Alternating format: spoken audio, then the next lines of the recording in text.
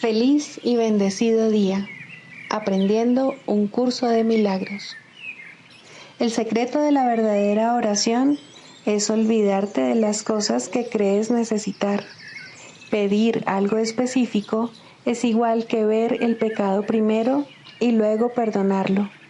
Del mismo modo, al orar pasas por alto tus necesidades específicas, tal como las ves, y las dejas en manos de Dios.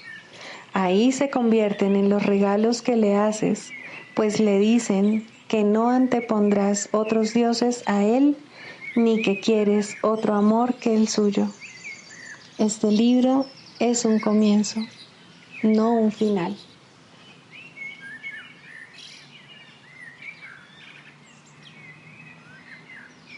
Del prefacio, que postula, párrafo 7. Solo las mentes pueden unirse realmente, y lo que Dios ha unido, ningún hombre lo puede desunir. No obstante, la verdadera unión, que nunca se perdió, solo es posible en el nivel de la mente de Cristo. El pequeño yo procura engrandecerse, obteniendo del mundo externo aceptación, posesiones y amor. El ser que Dios creó no necesita nada, está eternamente a salvo y es eternamente íntegro, amado y amoroso. Busca compartir en vez de obtener, extender en vez de proyectar. No tiene necesidades de ninguna clase y solo busca unirse a otros que, como él, son conscientes de su propia abundancia.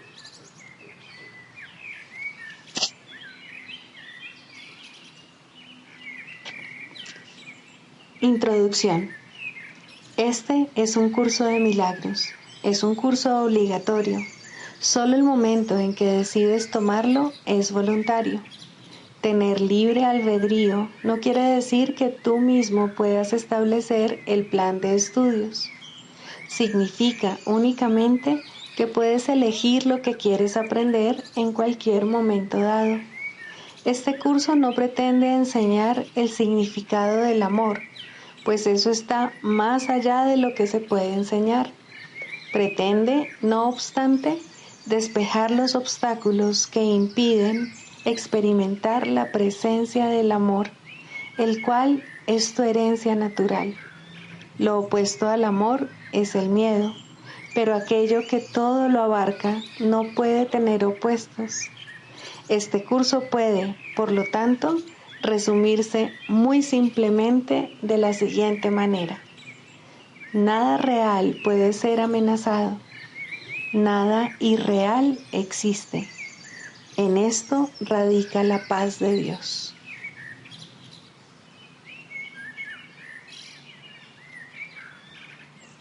Capítulo 1.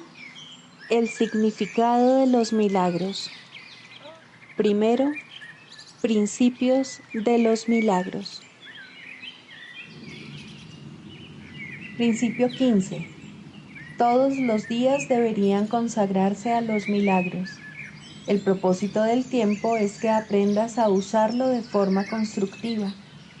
El tiempo es, por lo tanto, un recurso de enseñanza y un medio para alcanzar un fin.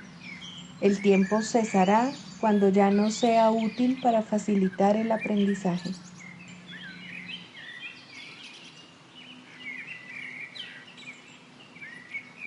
Capítulo 8. El viaje de retorno. 9. La curación como resultado de una percepción corregida. Dije antes que el Espíritu Santo es la respuesta. Él es la respuesta a todo, porque conoce la respuesta de todo. El ego no sabe lo que es una verdadera pregunta, si bien plantea un sinnúmero de ellas. Mas tú puedes aprender lo que es una verdadera pregunta a medida que aprendas a poner en duda el valor del ego y desarrolles así tu capacidad para evaluar sus preguntas. Cuando el ego te tiente a enfermar, no le pidas al Espíritu Santo que cure al cuerpo, pues eso no sería sino aceptar la creencia del ego de que el cuerpo es el que necesita curación. Pídele más bien que te enseñe cómo percibir correctamente el cuerpo, pues lo único que puede estar distorsionado es la percepción. Solo la percepción puede estar enferma, porque solo la percepción puede estar equivocada. La percepción errónea es el deseo de que las cosas sean diferentes de como son. La realidad de todas las cosas es totalmente inocua, porque la condición de su realidad es la inocuidad total. Esa es también la condición de la conciencia que tienes de su realidad. Tú no tienes que buscar la realidad te buscará y te encontrará cuando satisfagas sus condiciones. Sus condiciones son parte de lo que ella es, y esa parte es lo único que depende de ti. El resto tiene lugar por su cuenta. Necesitas hacer tan poco porque tu parte, aunque pequeña, es tan poderosa que te brindará la totalidad. Acepta, por lo tanto, la pequeña parte que te corresponde y deja que la totalidad sea tuya. La plenitud cura porque es algo propio de la mente. Toda clase de enfermedad e incluso la muerte son expresiones físicas del miedo a despertar. Son intentos de reforzar el sueño debido al miedo a despertar. Esta es una forma patética de tratar de no ver, inutilizando la facultad de ver. Descansa en paz. Es una bendición para los vivos, no para los muertos, ya que el descanso procede de despertar, no de dormir. Dormir es aislarse, despertar, unirse. Los sueños son ilusiones de unión porque reflejan las nociones distorsionadas del ego con respecto a lo que significa unirse. El Espíritu Santo, no obstante, aprovecha también el tiempo que pasas durmiendo y puede, si se lo permites, utilizar los sueños que tienes mientras duermes para ayudarte a despertar. La manera en que te despiertas indica cómo usaste el tiempo que pasaste durmiendo. ¿A quién se lo ofreciste? ¿Bajo qué maestro lo pusiste? Siempre que te despiertas desanimado, es que no se lo ofreciste al Espíritu Santo. Solo cuando te despiertas feliz, utilizaste el tiempo que pasaste durmiendo en armonía con su propósito. Dormir puede ciertamente drogarte si lo usas indebidamente en favor de la enfermedad. Dormir no es una forma de muerte, de la misma manera en que la muerte no es una forma de inconsciencia. La inconsciencia total es imposible. Puedes descansar en paz debido únicamente a que estás despierto. La curación es la liberación del miedo a despertar y la sustitución de ese miedo por la decisión de despertar. La decisión de despertar refleja la voluntad de amar, puesto que toda curación supone la sustitución del miedo por el amor. El Espíritu Santo no puede distinguir entre distintos grados de error, pues si enseñase que una forma de enfermedad es más grave que otra, estaría enseñando que un error puede ser más real que otro. Su función es distinguir únicamente entre lo falso y lo verdadero y reemplazar lo falso por lo verdadero. El ego, empeñado siempre en debilitar a la mente, trata de separarla del cuerpo en un intento de destruirla, mas en realidad cree que la está protegiendo. Esto se debe a que cree que la mente es peligrosa y que privarte de ella es curarte. Pero privarte de tu mente es imposible, puesto que eso significaría destruir lo que Dios creó. El ego detesta la debilidad, si bien trata por todos los medios inducirla. El ego desea únicamente lo que odia. Para el ego eso es perfectamente lógico, y puesto que cree en el poder del ataque, el ego quiere atacar. La Biblia te exhorta a que seas perfecto, a que sanes todo error, a que no te preocupes por el cuerpo, por el hecho de que sea algo separado, y a que hagas todo en mi nombre. Mas no se trata solamente de mi nombre, pues nuestra identidad es una identidad compartida. El Hijo de Dios solo tiene un nombre, y se te exhorta a que lleves a cabo obras amorosas porque compartimos esa unicidad. Nuestras mentes son íntegras porque son una. Si estás enfermo, te estás aislando de mí, mas no te aíslas únicamente de mí, sino que te aíslas de ti y de mí. Seguramente habrás comenzado a darte cuenta de que este curso es muy práctico y de que lo que dice es exactamente lo que quiere decir. Yo no te pediría que hicieses algo que tú no puedes hacer, y es imposible que yo pudiese hacer algo que tú no puedas hacer. Teniendo esto en cuenta, y teniéndolo en cuenta muy literalmente, nada puede impedir que hagas exactamente lo que yo te pido, y todo te exhorta a que lo hagas. Yo no te impongo límites, porque Dios no te impone ninguno. Cuando te limitas a ti mismo, no somos de un mismo sentir, y eso es lo que es la enfermedad.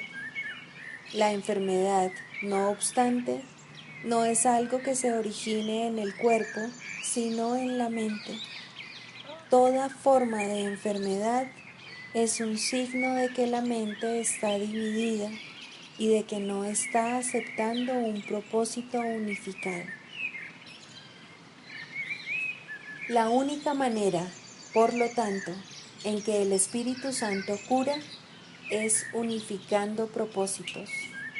Esto se debe a que dicha unificación es el único nivel en el que la curación tiene sentido. Restablecer el significado en un sistema de pensamiento caótico es la manera de sanarlo. Tu tarea consiste únicamente en satisfacer las condiciones del significado, puesto que el significado en sí es de Dios. Por otra parte, tu retorno al significado es esencial para lo que Dios significa, porque tu significado es parte de su significado. Tu curación, por lo tanto, es parte de su salud, puesto que es parte de su plenitud. Él no puede perder su plenitud, pero es posible que tú no la conozcas.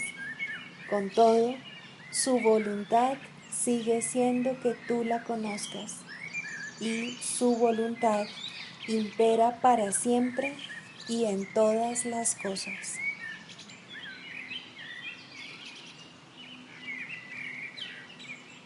Libro de ejercicios.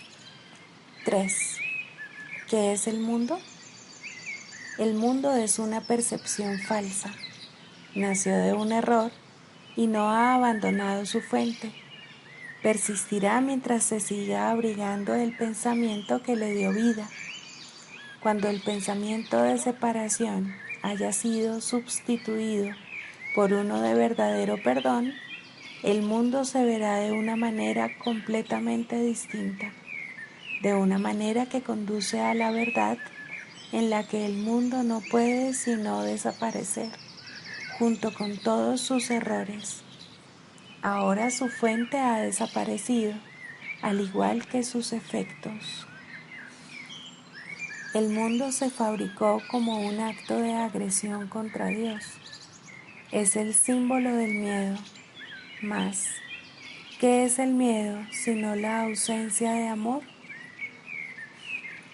El mundo, por lo tanto, se fabricó con la intención de que fuese un lugar en el que Dios no pudiese entrar y en el que su Hijo pudiese estar separado de él. Esa fue la cuna de la percepción, pues el conocimiento no podría haber sido la causa de pensamientos tan descabellados.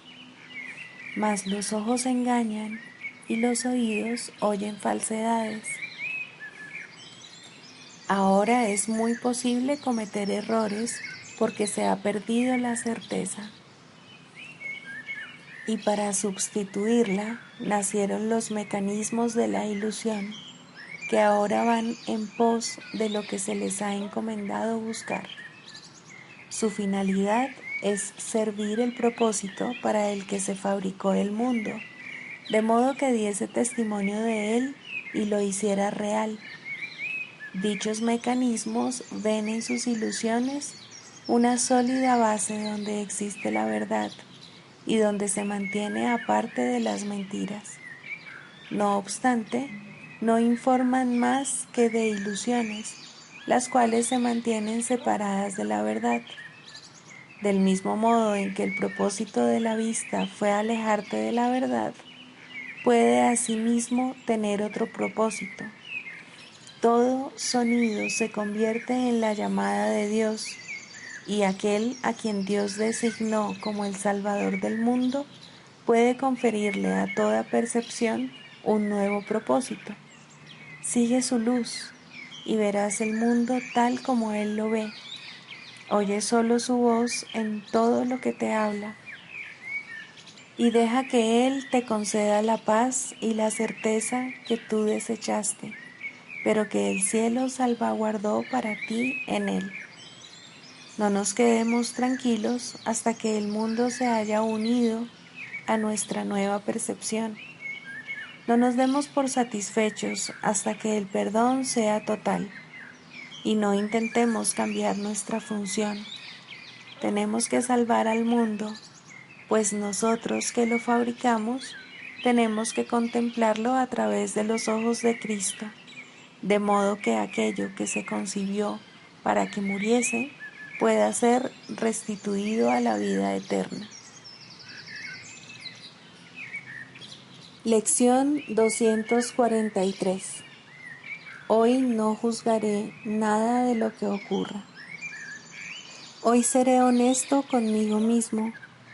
No pensaré que ya sé lo que no puede sino estar más allá de mi presente entendimiento. No pensaré que entiendo la totalidad basándome en unos cuantos fragmentos de mi percepción, que es lo único que puedo ver. Hoy reconozco esto, y así quedo eximido de tener que emitir juicios que en realidad no puedo hacer. De esta manera me libero a mí mismo y a todo lo que veo, de modo que pueda estar en paz, tal como Dios nos creó. Padre, hoy dejo que la creación sea lo que es. Honro todos sus aspectos entre los que me cuento. Somos uno porque cada aspecto alberga tu recuerdo y la verdad solo puede derramar su luz sobre todos nosotros. cual uno solo.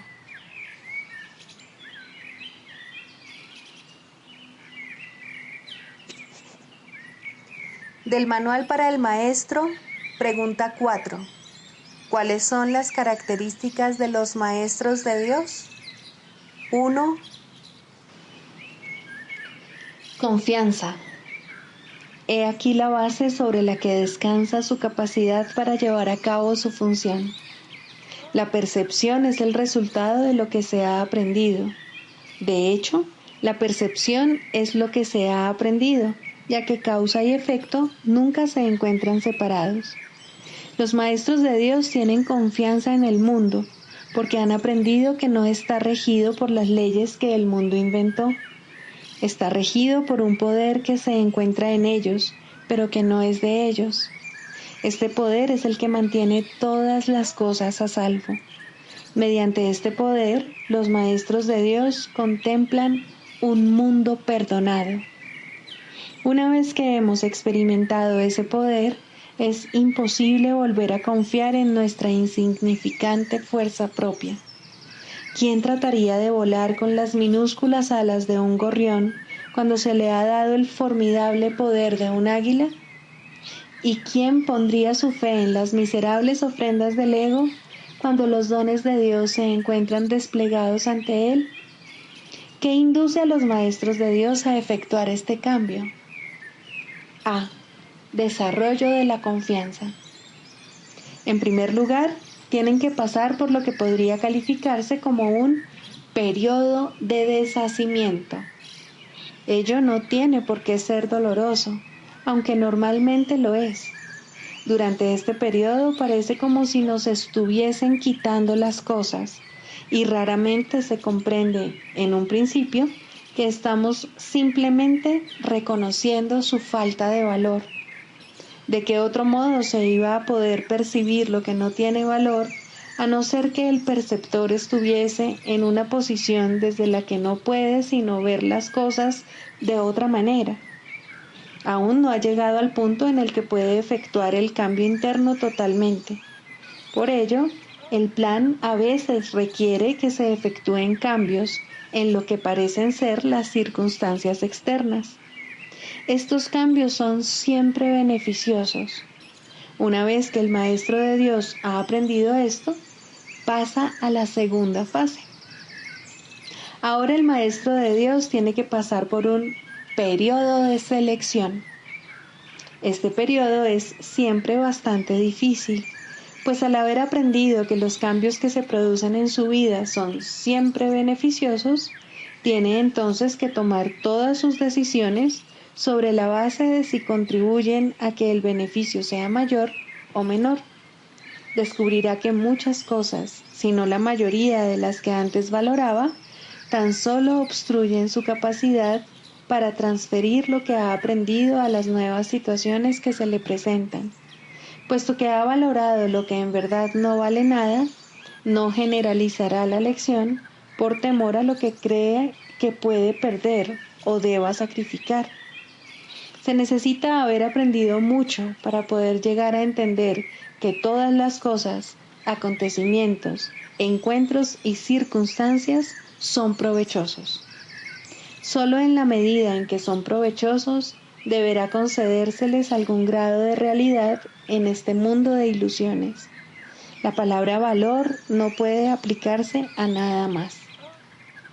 La tercera fase por la que el maestro de Dios tiene que pasar podría llamarse periodo de renuncia. Si se interpreta esto como una renuncia a lo que es deseable, se generará un enorme conflicto. Son pocos los maestros de Dios que se escapan completamente de esta zozobra. No tiene ningún sentido, no obstante, separar lo que tiene valor de lo que no lo tiene, a menos que se dé el paso que sigue naturalmente. Por lo tanto, el periodo de transición tiene que ser un periodo en el que el maestro de Dios se siente obligado a sacrificar sus propios intereses en aras de la verdad. Todavía no se ha dado cuenta de cuán absolutamente imposible sería una exigencia así. Esto solo lo puede aprender a medida que renuncia realmente a lo que no tiene valor.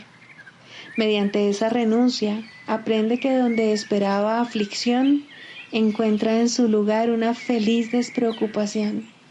Donde pensaba que se le pedía algo, se encuentra agraciado con un regalo. Ahora llega un periodo de asentamiento. Es este un periodo de reposo en el que el Maestro de Dios descansa razonablemente en paz por un tiempo. Ahora consolida su aprendizaje. Ahora comienza a ver el valor de transferir lo que ha aprendido de unas situaciones a otras. El potencial de lo que ha aprendido es literalmente asombroso, y el Maestro de Dios ha llegado a un punto en su progreso desde el que puede ver que en dicho aprendizaje radica su escape. Renuncia a lo que no quieres y quédate con lo que sí quieres. Qué simple es lo obvio y qué fácil. El Maestro de Dios necesita este periodo de respiro. Todavía no ha llegado tan lejos como cree, mas cuando está listo para seguir adelante, marcharán a su lado compañeros poderosos. Ahora descansa por un rato y los convoca antes de proseguir. A partir de ahí, ya no seguirá adelante solo. La siguiente fase es ciertamente un periodo de inestabilidad. El Maestro de Dios debe entender ahora que en realidad no sabía distinguir entre lo que tiene valor y lo que no lo tiene. Lo único que ha aprendido hasta ahora es que no desea lo que no tiene valor y que sí desea lo que tiene. Su propio proceso de selección, no obstante, no le sirvió para enseñarle la diferencia.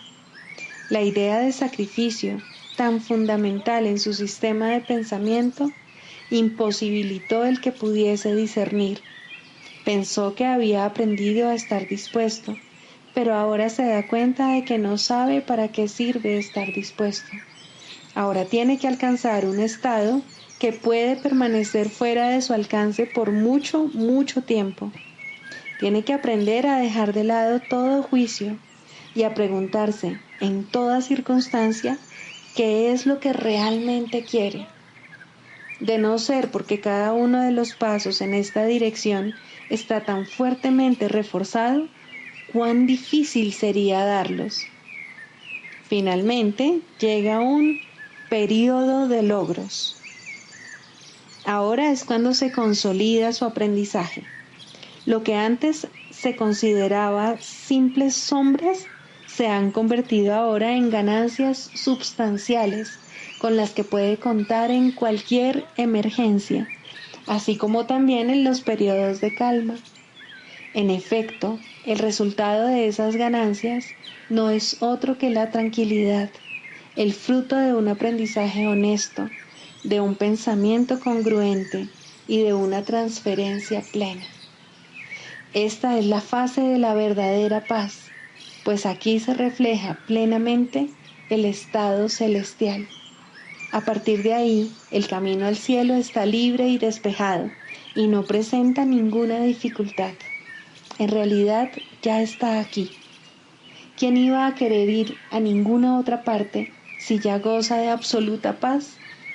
¿Y quién querría cambiar su tranquilidad por algo más deseable?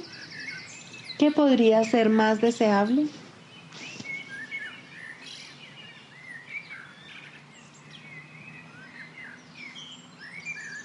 Manual para el Maestro, pregunta 16. ¿Cómo debe pasar el día el Maestro de Dios? Para un Maestro de Dios avanzado, esta pregunta es irrelevante. No tiene un programa fijo, pues las lecciones cambian de día en día. Pero el Maestro de Dios está seguro de una sola cosa: las lecciones no cambian al azar. Al darse cuenta de esto y entender que es verdad, el Maestro descansa contento. Se le dirá cuál ha de ser su papel hoy, mañana y siempre. Y aquellos que compartan ese papel con él le encontrarán para que juntos puedan aprender las lecciones de ese día. Nadie de quien él tenga necesidad estará ausente. No se le enviará a nadie que no tenga un objetivo de aprendizaje ya establecido y que pueda aprender ese mismo día. Para el maestro de Dios avanzado, esta pregunta es, por consiguiente, superflua.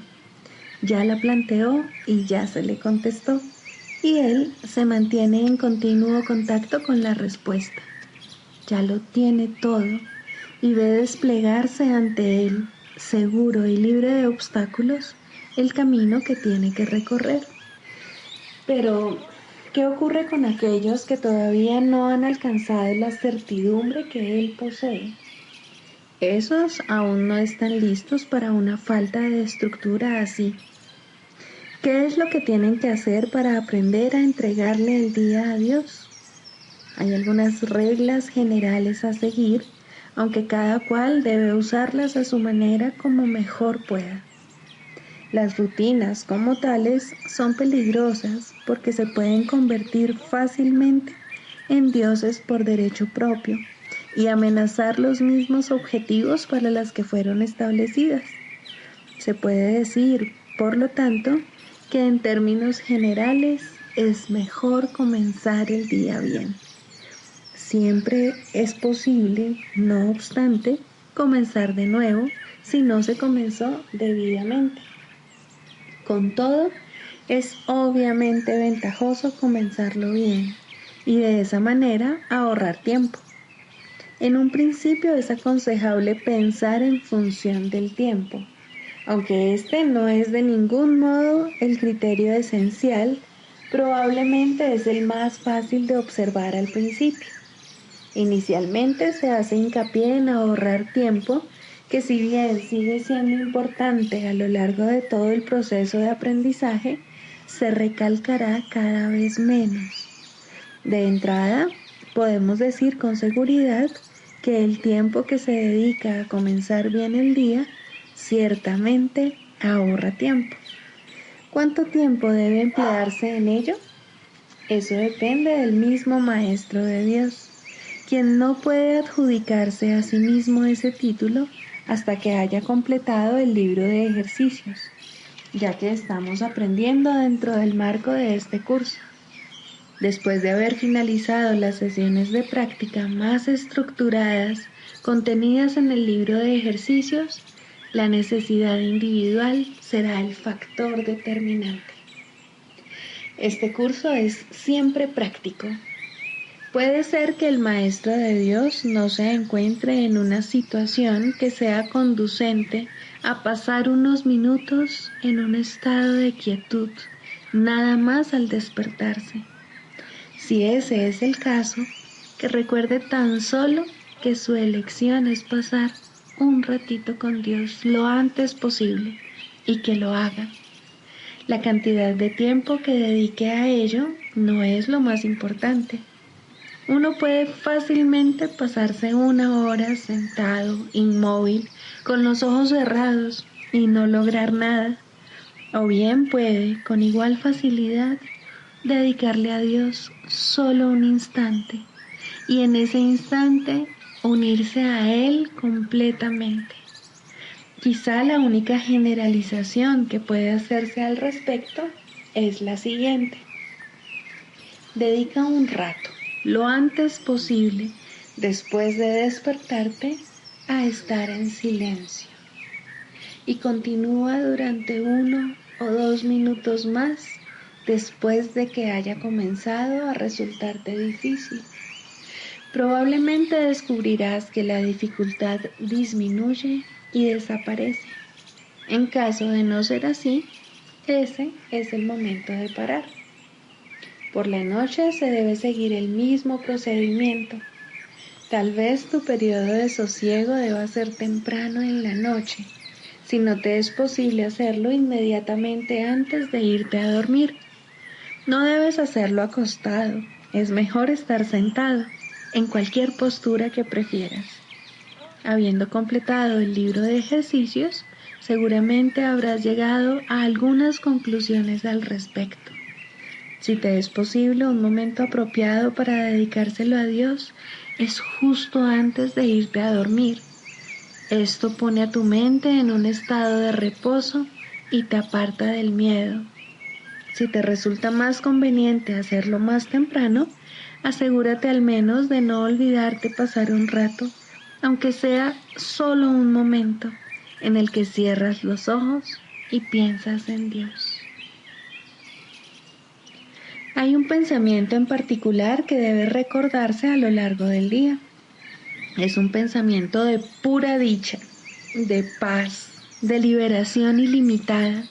Ilimitada porque todas las cosas se liberan dentro de él. Crees que has construido un lugar seguro para ti mismo. Crees que has forjado un poder que te puede salvar de todas las cosas aterradoras que ves en sueños. Pero no es así. Tu seguridad no reside ahí. A lo que renuncias es simplemente a la ilusión de que puedes proteger tus ilusiones. Ese es tu temor y solo ese. Qué insensatez estar atemorizado por nada, nada en absoluto. Tus defensas son inservibles, mas tú no estás en peligro. No tienes ninguna necesidad de ellas. Reconoce esto y desaparecerán, y solo entonces aceptarás tu verdadera protección.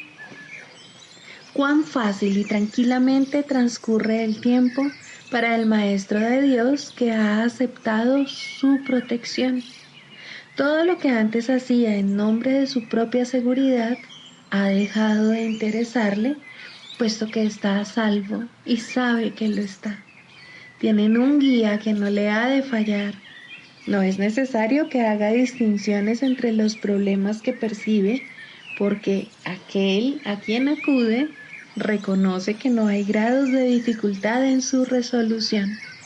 Está tan a salvo en el presente como lo estaba antes de que su mente aceptase las ilusiones, y como lo estará cuando las haya abandonado.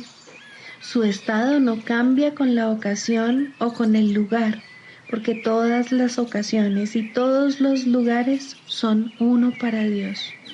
En esto reside su seguridad. No tiene necesidad de nada más. Con todo, habrá tentaciones a lo largo del camino que al Maestro de Dios aún le queda por recorrer, y tendrá necesidad de recordarse a sí mismo durante el transcurso del día que está protegido. ¿Cómo puede hacer eso? Especialmente en los momentos en que su mente está ocupada con cosas externas. Lo único que puede hacer es intentarlo, y su éxito dependerá de la convicción que tenga de que va a triunfar. Deberá tener absoluta certeza de que su éxito no procede de él, pero que se le dará en cualquier momento, lugar o circunstancia que lo pida. Habrá ocasiones en que su certeza flaqueará, y en el momento en que esto ocurra, el Maestro de Dios volverá a tratar, como antes, de depender únicamente de sí mismo.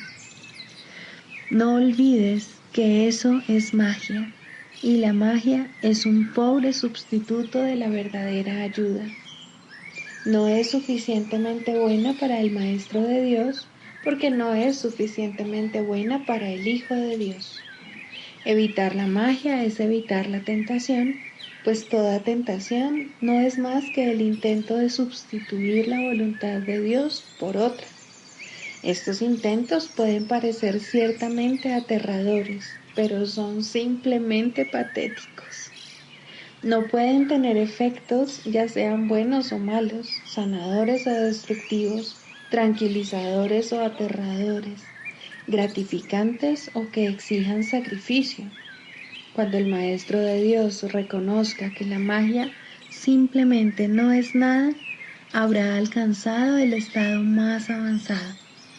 Todas las lecciones intermedias no hacen sino conducirle a este estado y facilitar el que este objetivo esté más cerca de reconocerse, pues cualquier tipo de magia, sea cual sea su forma, es simplemente impotente. Su impotencia explica por qué es tan fácil escaparse de ella. Es imposible que lo que no tiene efectos pueda aterrorizar. No hay nada que pueda sustituir a la voluntad de Dios. Dicho llanamente, a este hecho es al que el Maestro de Dios dedica su día.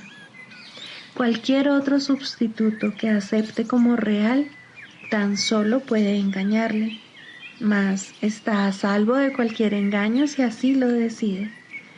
Quizá necesite recordar: Dios está conmigo, no puedo ser engañado. Quizá prefiera usar otras palabras, o solo una, o ninguna. En cualquier caso, debe abandonar toda tentación de aceptar la magia como algo verdadero y reconocer que no solo no es aterradora, ni pecaminosa, ni peligrosa, sino que simplemente no significa nada. Al estar arraigada en el sacrificio y la separación, que no son más que dos aspectos de un mismo error, el Maestro de Dios elige simplemente renunciar a todo lo que nunca tuvo, y a cambio de ese sacrificio, entre comillas, se le restaura el cielo en su conciencia. ¿No te gustaría un intercambio así? El mundo lo haría gustosamente si supiera que se puede hacer. Los maestros de Dios son los que deben enseñarle que sí se puede, y por lo tanto, su función es asegurarse de que ellos mismos lo hayan aprendido. No hay otro riesgo durante el día, excepto el de poner tu confianza en la magia, pues solo eso conduce al dolor. No hay más voluntad que la de Dios. Sus maestros saben que esto es así y han aprendido que todo lo demás es magia. Lo que mantiene viva la creencia en la magia es la ilusión simplista de que la magia da resultado. Los maestros de Dios deben aprender a detectar las diversas formas de magia a lo largo de todo su entrenamiento, cada día y cada hora, e incluso cada minuto y cada segundo, y a percibir el hecho de que no significan nada. Cuando se las deja de temer, desaparecen, y así se vuelve a abrir la puerta del cielo, y su luz puede volver a irradiar sobre la mente que se encuentra en paz.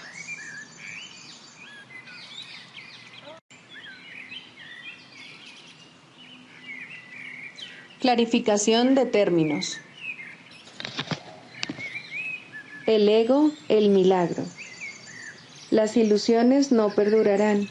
Su final es indudable y eso es lo único que es seguro en su mundo. Por eso es por lo que es el mundo del ego. ¿Qué es el ego? El ego no es más que un sueño de lo que en realidad eres. Un pensamiento de que estás separado de tu creador y un deseo de ser lo que él no creó. El ego es un producto de la locura, no de la realidad. Es tan solo un nombre para lo innombrable, un símbolo de lo imposible, una elección de opciones que no existen. Le damos un nombre solo para que nos ayude a entender que no es más que un pensamiento ancestral según el cual aquello que se ha inventado es inmortal. Mas, ¿qué podría proceder de ello excepto un sueño que, al igual que todos los demás sueños, tan solo puede terminar en la muerte? ¿Qué es el ego? El ego no es nada, pero se manifiesta de tal forma que parece ser algo.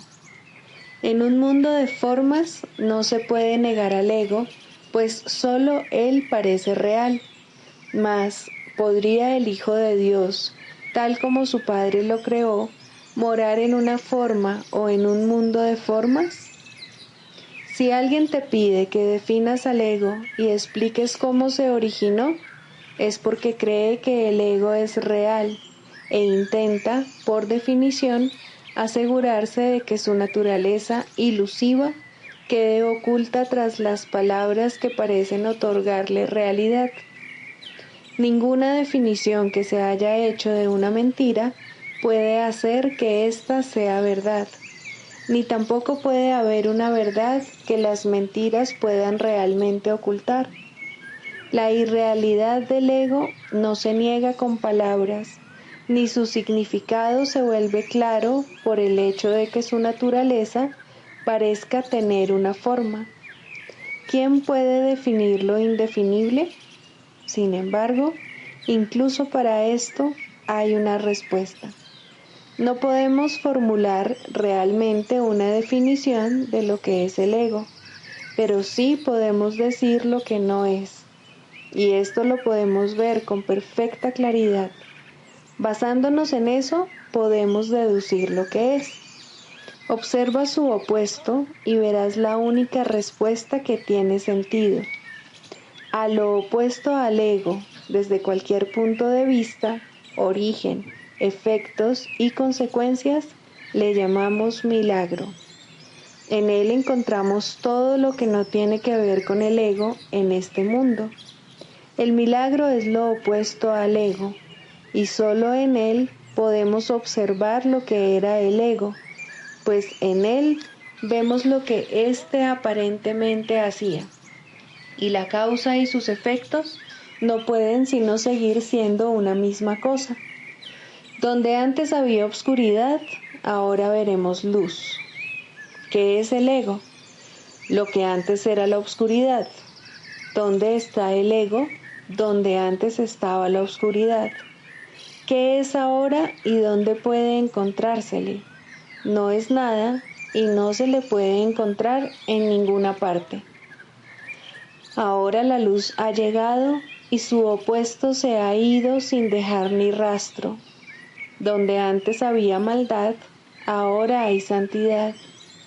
¿Qué es el ego? Lo que antes era maldad. ¿Dónde está el ego? En una pesadilla que solo parecía ser real mientras la estabas soñando. Donde antes había crucifixión, ahora está el Hijo de Dios. ¿Qué es el ego? ¿Quién tiene necesidad de preguntar? ¿Dónde está el ego? ¿Quién necesita ir en busca de ilusiones ahora que los sueños han desaparecido? ¿Qué es un milagro? Un milagro es un sueño también, pero si observas todos los aspectos de ese sueño, jamás volverás a dudar.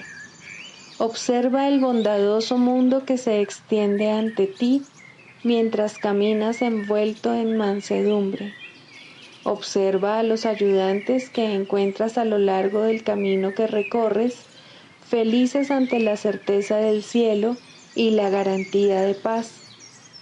Y observa también, por un instante, lo que por fin dejaste atrás y finalmente pasaste de largo.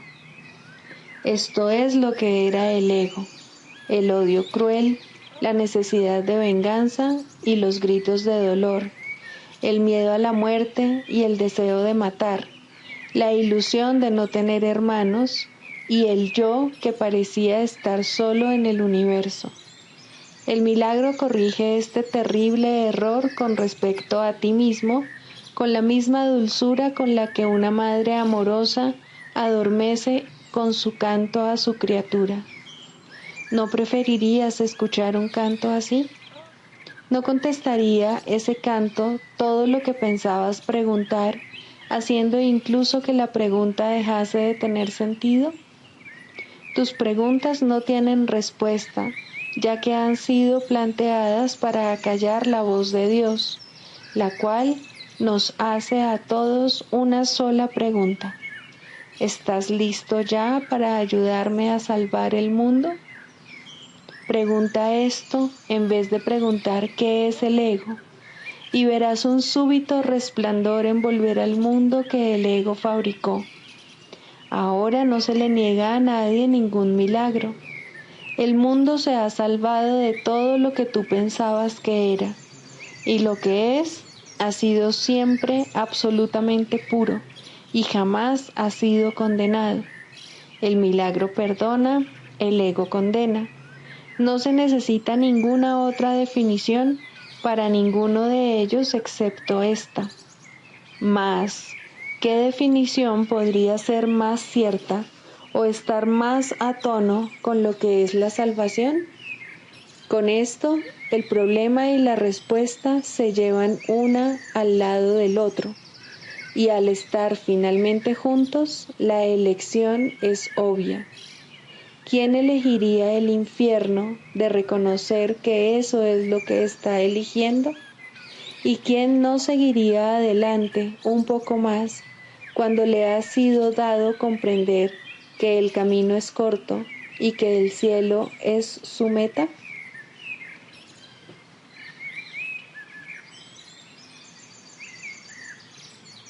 Sigamos a Jesús haciendo del perdón algo tan natural como respirar y algo tan vital como el aire.